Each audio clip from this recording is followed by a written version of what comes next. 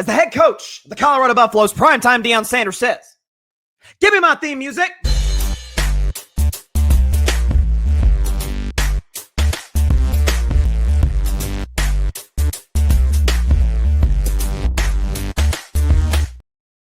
On this week's edition of Carving Up the Context, wanted to talk about ABC's decision to suspend Jimmy Kimmel Live indefinitely over a joke he made regarding, if we're going to keep it real, the president's reaction to the horrific assassination of conservative activist Charlie Kirk, which obviously I talked about on this show last week. Feel free to check it out on the channel.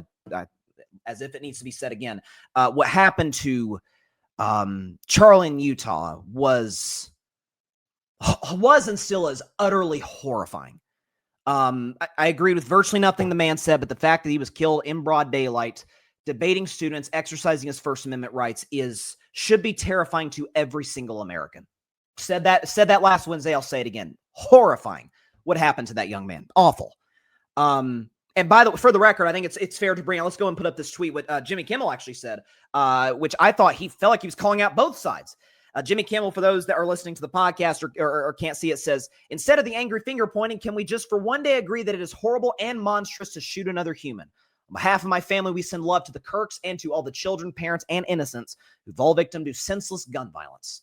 That was Jimmy Kimmel the day of Charlie Kirk's assassination. Well, Monday night, coming off of the weekend, he said, this is the joke. Again, unfortunately, we don't have the rights to show the footage or air the audio, so I'll read it here. This is what Jimmy Kimmel said on his Monday night monologue. Quote, "The MAGA gang is desperately trying to characterize this kid who murdered Charlie Kirk as anything other than one of them, doing everything they can to score political points from it. In between the finger pointing, this is after by the way, this is after he played a video of Donald Trump being asked about the Charlie Kirk assassination, and he said, 'I'm doing good. By the way, we're building a White House ballroom across the way.' And Jimmy Kimmel joked, he said, yeah, he's in the fourth stage of grief, construction. And evidently that was enough to get Jimmy Kimmel's show suspended indefinitely. Now, I talked about the Stephen Colbert decision by CBS to cancel the late show with Stephen Colbert coming up this spring. I think his show's ending in like May or something. And I talked about that. And I said, listen, CBS and Paramount saying that there's a financial aspect of this wasn't technically false because Stephen Colbert statistically, and I love Colbert, but he had lost more money than Fallon and Kimmel, kind of his two major competitors on NBC and ABC respectively. But there was obviously an element of, yeah, Paramount's trying to appeal to the president. They're trying to appeal to the FCC, which is controlled by one of the president's men. Get Colbert off the air. This one's even more blatant.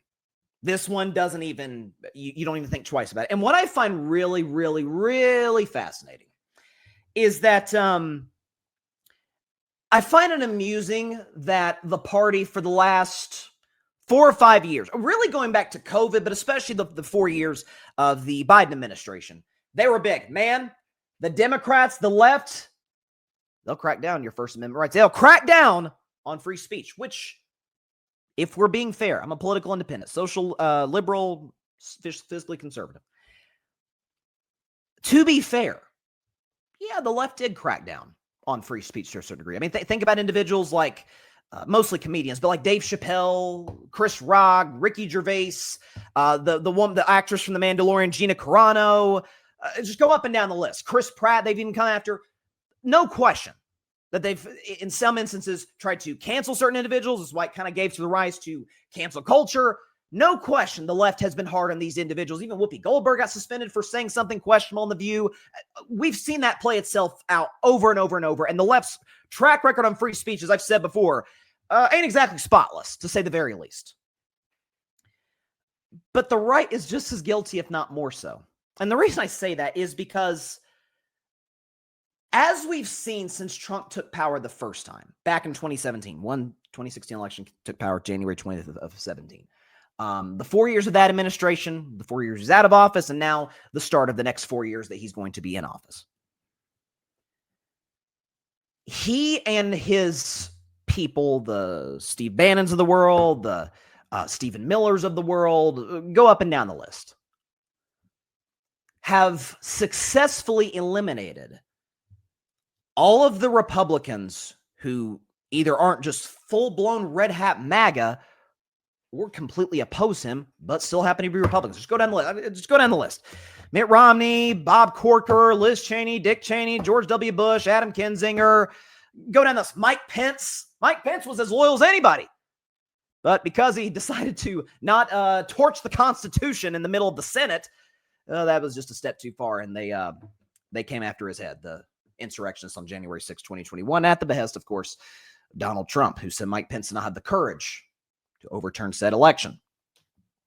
So they've eliminated everybody. If you don't say Donald Trump is the greatest, smartest, best-looking, most intelligent leader that we've ever seen in the history of the presidency, with the possible exception of Abraham Lincoln, that's just not good enough. Even individuals like, as I said back in July, Josh Hawley, senator from Missouri, very pro-Trump guy in the Senate. And he introduces a bill, bipartisan, by the way. And I give Hawley credit for it. I'm not a Hawley fan, but credit where it's due. To ban, to ban members of Congress from profiting off of the changes in the stock market, because obviously they have a head start on what's going on in that regard. Trump rips them to shreds for it. I also find it a bit ironic, because we've seen this in the world of sports, that the pro-First Amendment, and by the way, I feel like I'm Joe Rogan right now. Jamie, can we pull up the First Amendment? Can we pull up the First Amendment and see what it says verbatim? First Amendment of the United States Constitution says, and I quote, Congress shall make no law respecting an establishment of religion or prohibiting the free exercise thereof, or abridging the freedom of speech or of the press, or the right of the people peaceably to assemble and to petition the government for a redress of grievances. That is the First Amendment verbatim that we just gave you on Carving It Up Live. There are those that have made the case, well, ABC made the decision. The FCC made the call, so to speak. Right? Like this has come directly from the President of the United States. Except when you read a Rolling Stone article that talked about the behind-the-scenes aspect of all of this, in which they said, quote, multiple execs felt that Kimmel had not actually said anything over the line. He didn't. But the threat of the Trump administration retaliation loomed. In other words, kind of like what Donald Trump said or tweeted or truth or whatever the heck it's called back in July when Stephen Colbert's show was canceled long-term after the season. And he said, Jimmy Kimmel is next. Verbatim, that is what he said. Brandon Carr, by the way, who head of the FCC, based on his history, and we'll show you some tweets, appears to be against censorship of late night hosts. We're going to show you a series tweet. Here's the first one. This is from February 20th, 2020. By the way, during the first Trump administration. This is Brandon Carr, his own words. From internet memes to late night comedians, from cartoons to plays, the plays and poems as old and organized as organized government itself, political satire circumvents traditional gatekeepers and helps hold those in power accountable. Not surprising that it's long been targeted for censorship. Then in reaction to Twitter banning the Babylon Bee, which I think is like some sort of satirical website. They report fake stuff just for humor. I don't know. Brennan Carr, President Biden is right. Political satire is one of the oldest and most important forms of free speech. It challenges those in power while also using humor to draw more people into the discussion. That's why people in influential positions have always targeted it for censorship. That was back in 2022. And as recently as, I think it was December 30th, right? December 30th, 2023, a year and a half ago. Quote, Brandon Carr on Twitter, free speech is the counterweight. It is the check on government control. That is why censorship is the authoritarian's dream.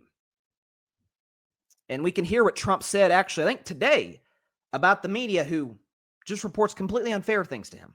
I think it's very sad, but I think that reporting has to be at least accurate to an extent. Again, when somebody is given 97% of the stories are bad about a person, that's no longer free speech. That's no longer, that's just cheating. Okay, first of all, it's not 97% bad. That's just one of the many numbers that he pulls out of his you-know-what. Second of all, yeah, they can report bad stories about you. Listen, is the press completely honest? Of course not. I've ripped both the left-wing and right-wing media for years on this show for their not even just inaccuracies, but giving you only the part of the story that fits their agenda. That is the name of the game that we've seen in cable television for decades. MSNBC on the left, Fox News on the right. But even in the world of sports, Donald Trump hasn't exactly been the champion of free speech. I'm sure we all remember back in 2016 when Colin Kaepernick, at the time San Francisco 49ers quarterback, took a knee during the national anthem to protest police brutality, and regardless of your feelings in the anthem, and I understand, genuinely, hand to God, I didn't have a problem with it because of the cause and because of what the form and fashion in which he did it peacefully, which, by the way, the kneeling was at the behest of a Green Beret. That's neither here nor there. I get why someone who served in the military, has family who served, or just is patriotic about Old Glory had an issue with it. I get it. But it's not a reason for him to lose his job. Well, at least not according to the president back in 2017. Wouldn't you love to see one of these NFL owners, when somebody disrespects our flag, to say, get that son of a bitch off the field right now, out, he's fired. He's fired! Doesn't seem too pro-speechy to me, does it? I don't know. Doesn't seem like that kind of fits the narrative that Trump is the champion of the ideals of free speech. Listen, the fact of the matter is, we can talk about the fear in which he's instilled in the Republican Party and their top leaders, in the sense that if you even think about criticizing him, he may not just come after you, he's coming after your family. I mean, he's went after Ted Cruz's wife. He's come after Nikki Haley's husband, by the way, for his military service. That's kind of a trend for him. Meghan McCain's father, the late, great John McCain, as great of an American patriot as there ever was. And when it was all said and done, to avoid backlash, because it was politically expedient, they all came crawling back to the dear leader. As I said when the Colbert News hit a couple months ago, I'll say it again. There is, and I don't know why, individuals and corporations cannot understand this based on the long track record that we have. There is no level of capitulation that is enough if you make even one slip up. And by slip up, I mean you say the president isn't batting 1,000. And for those that, my friends on the right, my friends that voted for Trump, or I don't mean my actual friends, I mean everybody on the right, essentially, who I consider my fellow American citizens, of course. If you are indeed pro-First Amendment, which, I mean, who wouldn't? It's America after all, at least it should be. If you are the type of people who's against the First Amendment, or for the First Amendment, rather, if you're for the First Amendment, but then you simultaneously hold the belief that if somebody disagrees with you, they should be fired, canceled, deplatformed, or any of those drastic measures, that is your prerogative. But please spare me. I'm begging you, please spare me this. We are the real patriots. We are real America. We are standing in the opposition of those that are trying to take down this country. Is there anything more un-American than coming after the First Amendment? I think one day, because I've studied presidential history. I've said this many times, hand to God, longer than I've been a fan of sports. That's why I did 3 years ago a presidential series called the Carving It Up U.S. Presidents Edition with Isaac Lawson. Had a blast. And I just finished a book about Abraham Lincoln the other day. It's by John Meacham. Fantastic stuff. Love presidential history, always have. And oftentimes in these tumultuous times, as we've had really over the last decade or so, I often kind of sit back and think, because I don't consider myself a historian. I just admire. I'm not as qualified as the great historians of the world. But I often sit back and think, I'm like, 50 years from now, what will they be saying about this time in American history? That's always fascinated me, and hopefully, knock on wood, I live to see it. I think this is just a guess. But one of the things that historians will observe is that Donald Trump's platform, so to speak, or his actions don't come from a politically ideological background. What I mean by that is he's not doing these things. He's not getting Jimmy Kimmel suspended or directly leading to Stephen Colbert's firing at the end of his season because of conservative ideologies. If anything, a conservative ideology, if we're being consistent, A, is small government, B, is about as pro-free speech as anybody. Listen, if Thomas Jefferson existed today, he would be a Republican. Go back, he was big-time small government, at least until he became president, but different story for a different day. Trump has not made these decisions from a pure ideological perspective. It just so happens to line up with the fringes on the right, who he has brought into power and kicked out the regular old run-of-the-mill Republicans on the right, as the ones I just mentioned, Romney, the Cheneys, Bush, Kinzinger, anybody, Pence. He makes these decisions from the perspective and from the background that he has made most of them, because he's a small, thin-skinned, can't take criticism from anybody, little tyrant. That's what he is. It's what he's always been.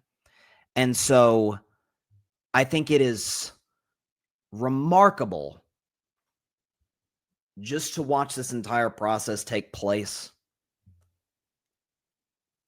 And I don't know. I'm a little surprised that people are surprised by this. I am. Yeah, was it a little shocking when I pull up my phone? Jimmy Kimmel suspended. Whoa, for what? Oh, for that? That was that's what. Oh, okay. So it came directly from the top.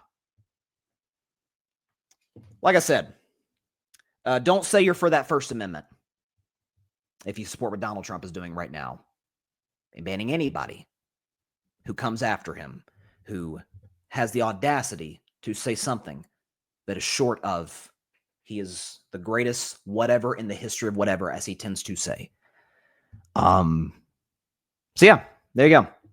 This week's edition of Carving Up the Context. Trump is the type of guy, and you see it on both sides, but he's the most flagrant example of this. And I was talking to somebody about this the other day. If your ideas can't stand up to critique or debate, they're probably not that deeply rooted in facts, or you haven't thought about them or considered them or had them challenged in any way, which we should always do with all of our ideas. And that's why the psychopath who took out Charlie Kirk did what he did. Because agree or disagree with Charlie Kirk, he said, you know what, the only way to snuff Charlie Kirk out is not to debate him, is not to come after Turning Point in the sense that, hey, we're sick of them being in the spotlight. It's to take the man out, which of course is absurd. You can kill Charlie Kirk. You can kill any of us. You can't kill an idea. And I think Donald Trump should take a page out of that book, in the sense that you can't kill an idea. You can't kill the platform of the host and also kill the criticism of you. That is it for this week's edition of Carving Up the Context. Thanks so much for watching the show on YouTube, and be sure to go click that big red subscribe button and check out the other clips and full shows from Carving It Up Live, as well as our other incredible content creators here on the Grid Network.